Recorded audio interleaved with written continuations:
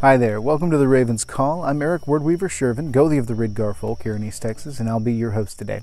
This is a subject that, for those of you that don't know, Raven's Call is where I ramble on about crazy stuff. It's real laid back.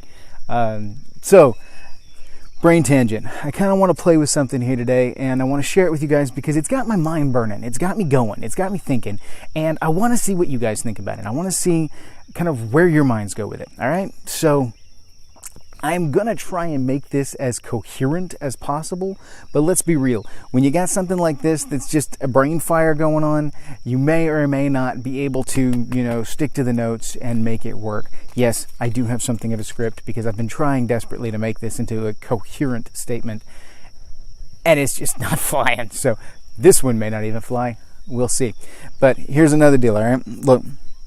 Everybody's got their particular views when it comes to gender roles, etc., etc., etc. I'm not getting into that, all right? None of this has to do with politics. None of this has to do with gender identity stuff. I get the complexities of those particular subjects, and that's not what this video is about, okay? This video is about specifically masculine, feminine energies within ritual context. Specifically, this one is about the idea of the feminine as permeable membrane with relation to ritual and their role as intermediary between the unseen and the physical, okay? I'm going to blow that one up here in just a second, all right? So here's the deal, all right? Let me set the stage here, okay? The way I see things, and pardon the sun, it's ridiculous out here, but you got to shoot with what you got to shoot with here. Let me step back in the shadow a little bit. All right, here's the thing. The way I see things, females, the ladies, are the first permeable membrane that we experience in life, okay? Specifically because they are the gateway through which life comes. There is no other way for a human being to get here as we know it, as we know them as a human, than to be, brought here through woman. It takes both masculine and feminine to create life and bring it into the world, okay? So herein, once these energies coalesce, come into the world, etc., etc., the woman serves as that permeable membrane through which life enters the world. Okay? Within the woman during gestation, she coalesces the spirit energies, the soul energies, the physical components that make up the body, all of this. She boils down inside herself, coalesces into a human being. She cooks this human, and then brings it into the world. This is a mixture of all of these different energies, all of these different elements that come from the different aspects of our reality. There's the element of the sacred through the odr, through that divine madness, that touch of the sacred energies that has to be passed on to the child because that is the gift. So through that, she is connected to the sacred, as we all are, with the odr, but she's also connected to her child and so they're sharing that connection to the sacred as she lights his little ember or her little ember and passes them on into the outside world. The mother is responsible for her role. She coalesces all of these physical elements, the soul elements, the sacred elements, the elements of the ancestors that come in, the biological elements. All of this comes into fruition in her unseen world and then passes into the physical world as we know it.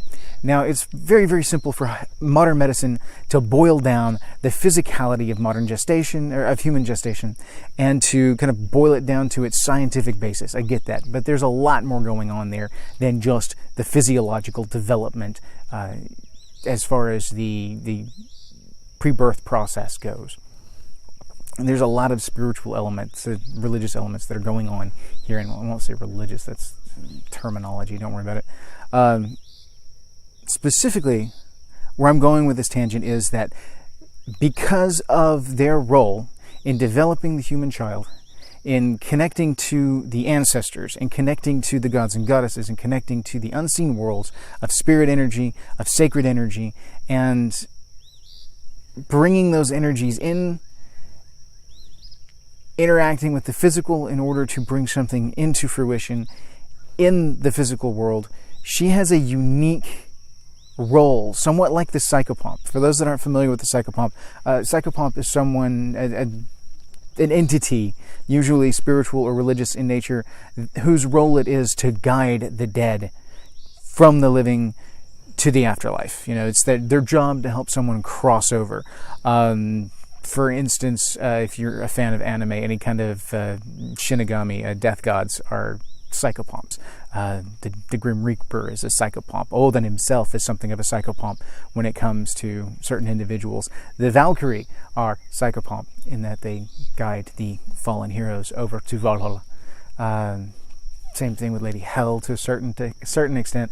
Anyway, so it's that same kind of process, but in reverse. And so what she's doing is the same kind of role, though, in that she's serving as an intermediary between these worlds. She's serving as an intermediary with the role of the world of the underworld with the ancestors.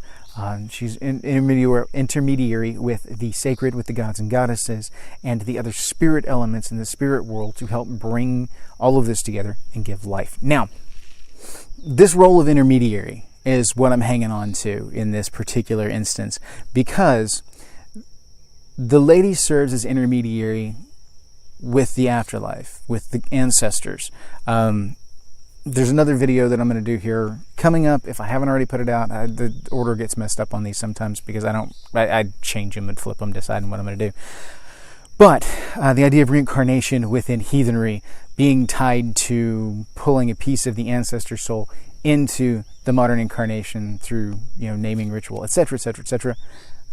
Look at the heathen reincarnation video to get the more details on that aspect. But because of this, there are ancestral elements that are involved in this, as far as there's a tie to the ancestral world, to the spirits of the ancestors being pulled forward into this gestation period. So she is an intermediary between these worlds. All right, we've established that. I'm going to roll on from there. Again, brain fire, things go crazy and all over the place. This role of intermediary specifically plays into ritual structure in a lot of ways. I'm going to look specifically at the structure of Sumbul real quick, okay? This is going to be what we in the Midwest would call high Sumbul. I say Midwest, I know I'm a Texan, but we've kind of been sucked up into the Midwest. Texture are kind of our own thing, and it's a weird deal. Anyway, in our neck of the woods, we call this high Sumbul. Hardcore recons will just call it Sumbul. Other people will call it various and sundry different things. But the reason that I specify this is because there's a difference between what we know in our area as folk Sumbul, wherein people will gather around a campfire or in a row of chairs or whatever, and pass the horn around and share a horn. The specific difference between this and what we know as high Sumbul, the more formalized Sumbul, the more recognized Sumbul, is that it's less structured. Specifically, in high Sumbul, which is what we're going to focus on here, the Lady of the Hall, or her designee, will handle the horn. She is the guardian of the well. The horn during Sumbul represents the well of Weird, and all of the words and deeds and actions that we put into it during Sumbul mix and join together. They go into our well of Weird. They help to cement that. They help to cement the bonds of Frith amongst the people, and it also shares energies, luck, all of this with our gods and goddesses and our ancestors as well, pulling their energies in with us and mixing that into the well to strengthen the folk. Specifically, Blolt or feigning is for interaction with the gods and goddesses, those that are, the luck givers. And then, of course, the role of Sumbul is to help to, it's for the people, it's for the folk, it's for the tribe, it's for the inner yard. The idea behind it, of course, is that you are cementing those ties of Frith. So, in high Sumbul, or Sumbul in general, we'll just roll it to Sumbul for now. In Sumbul, the Lady of the Hall, or her designee, will handle the horn. She's the safekeeper of the well, and it is her role, I'm not going to say job, role, within this particular ritual to carry the horn about the circle, or about the gathered folk, whether it's a table or whatever your layout is. Everybody does things just a little bit differently. And hardcore recons, I know, will have a very specific way they go about it. A lot of us others are a little more laissez-faire with the layout. But still, the gist is that she carries the horn from the whoever's opening and running the ritual, and then she bears the horn as the horn bearer from person to person.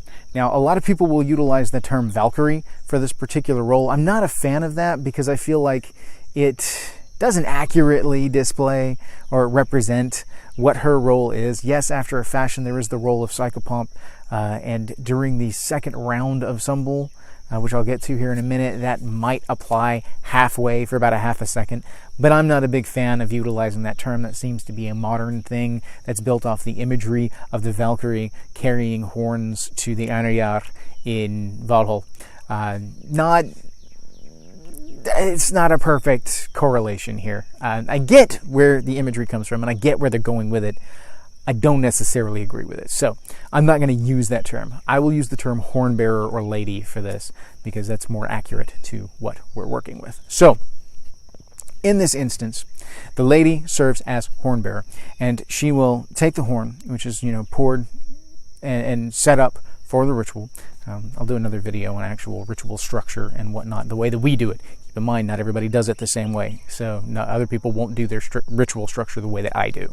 So what we do is, once the horn is set up and everything, and once the ritual is begun, the lady then, as guardian of the well, also carries the horn from person to person. She will offer it to the person. They will take the horn, make their toast for whatever round it is, and give it back. She will then take it to the next person, present the horn, they will accept it, and they will give it back. This serves a number of purposes, all right? From a society level, from a social construct level, it serves as the symbolism of the lady extending hospitality to each of the guests personally, or at least by her designee doing so. So there's a functionality part of that. But with this mind fire that I've got going on, I want to explore some of the more woo-woo stuff that's going on, okay? Now, again, not everybody does Sumbul the same way. Not everybody uses the same structure. The way we do Sumbul here is that, at least within my tribe, Ridgar, and I know through a lot of the tribes in the Midwest area, we do 3 rounds. The first round being to the gods and goddesses, the second round being to the ancestors or dearly departed, and then the third round being toasts, oaths, or boasts, which is technically a free round focused on the folk, either boasting one's own deeds or, toasting the deeds of someone else, swearing oaths that might help to build the luck of the tribe, etc., etc., etc. Again, I'll do a Sumbul video. I will break that down. But for the purpose of this, keep in mind the focus of these 3 rounds. The first one is to the sacred, the gods and goddesses. The second one is to the spirit, the underworld, the ancestors. And then the third is the folk, the gathered individuals, the Einherjar, Einherjar.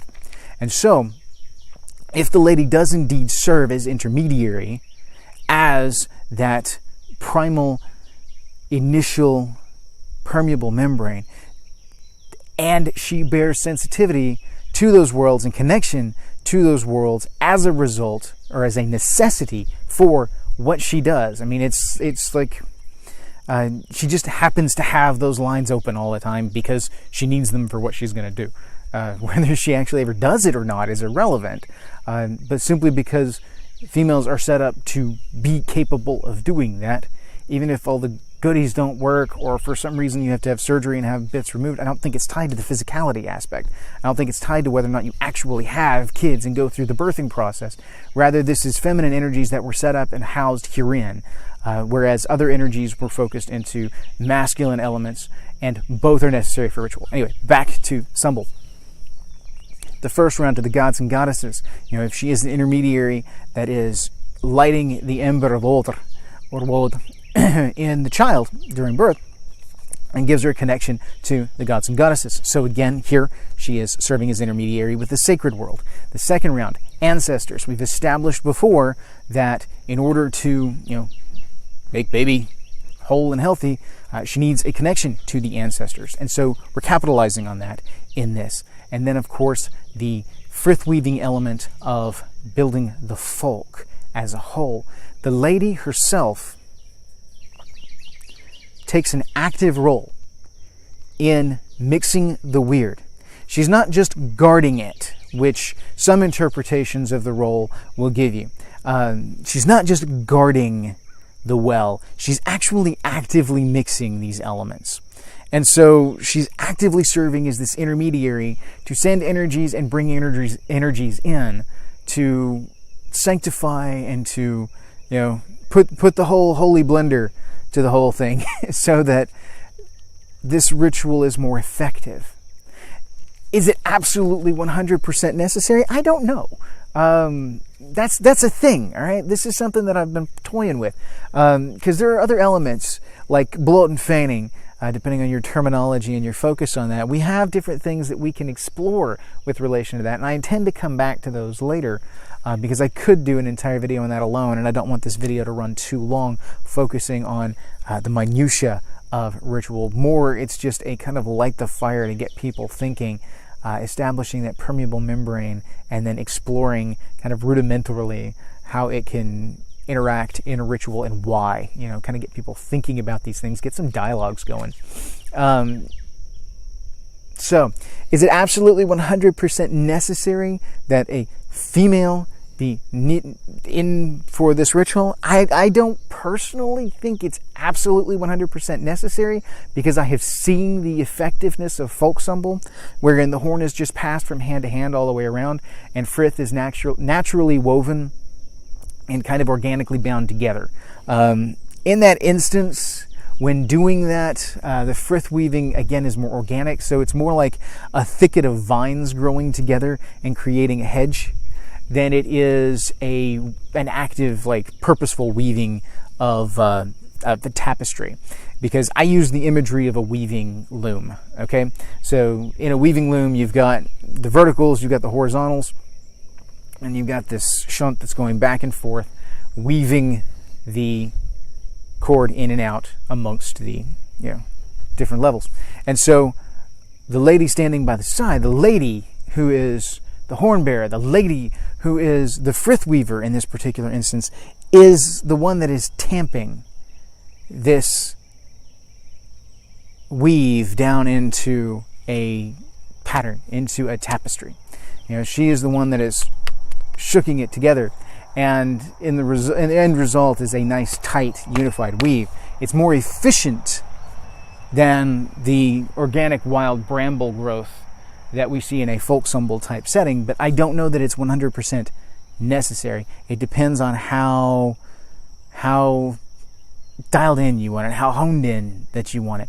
I think that utilizing masculine and feminine energies in a ritual to their maximum benefit, to really get why they're there and how to use those and really fit that niche, I think will help us hone in our rituals and really help us all excel and establish better connections with the gods and goddesses, establish better connections with our ancestors and with the Vetir around us. So this is why this is a thing for me. This is why it's rolling around in my head. And I'm working with the ladies in my tribe to kind of build our ideas on it. Now, I'm not going to share all of our ideas and the fullness of kind of what I see, because that's for my tribe. That's for us to know. Similarly, I've talked to some other tribes, some other folk, and some other kind of avenues of heathenry. And I'm not going to share out their stuff because that's their private thing.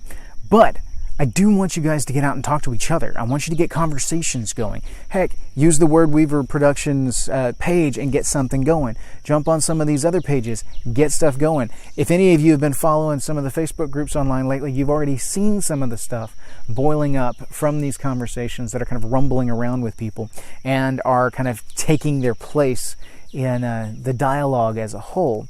So what I would like to see is people more purposefully explore this, delve into it. There's some great research that can be done on it. There's some great insight that can be gotten.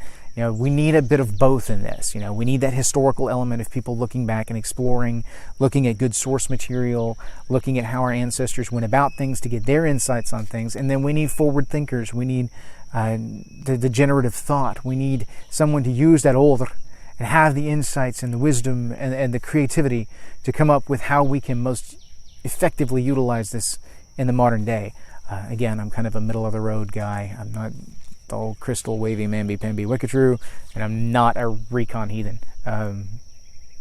That's a whole different thing, but don't worry about it. So, anyway, I'm going to cut this one off here, but that's the gist here, all right? To sum it up, I see women as the initial permeable membrane through which we pass into the world. And as a result of that status as permeable membrane, they have a unique capability to serve as an intermediary between the worlds to exchange these energies, and that can be utilized within ritual to hone that ritual in it and to really just nail the efficacy of that ritual. So that's what I'm shooting for here. That's what we're working with our tribe, to incorporate both the masculine and the feminine within ritual in their own unique and strong ways, both active roles, and to really build those connections. So I hope you guys will do the same. I hope you will share your insights.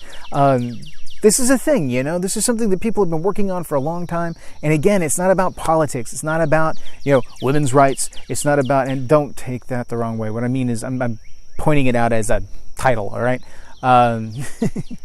Again, keeping politics out of it. It's not about politics. It's not about women's rights. It's not about social justice, this or that.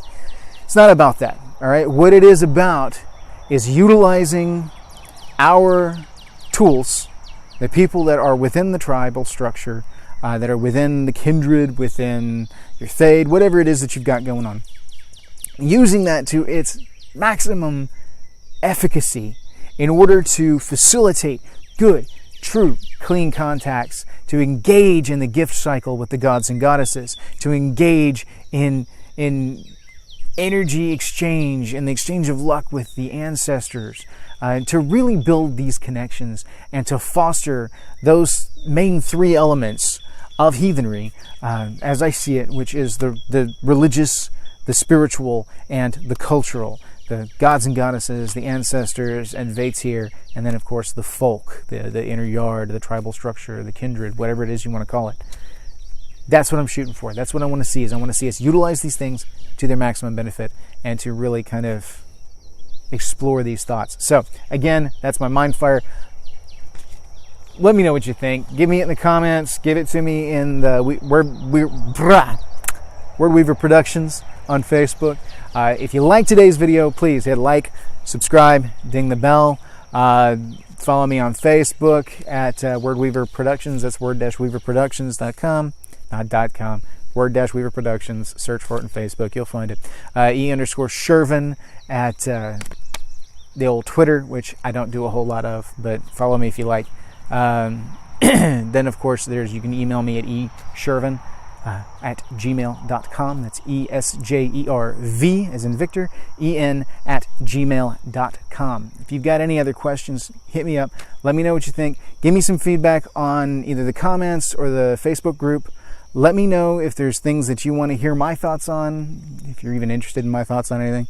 If there's stuff that you want to hear me explain from our point of view, keep in mind I don't speak for anybody else. I speak for myself and I speak for my tribe in how we do things. So my goal with this channel is not to teach you how to heathen, all right? My goal with this channel is to introduce maybe some terminology, introduce some ideas, and to kind of light your own fire for research. If you watch one of my videos, you should not take it as, this is it, this is the answer. Blah. You should take it and run with it and research more, because I guarantee you're going to either have deeper insights than I've already had, or you're going to have completely different ideas. And so I'm interested to see where that goes. So anyway, hail, thank you, have a good day.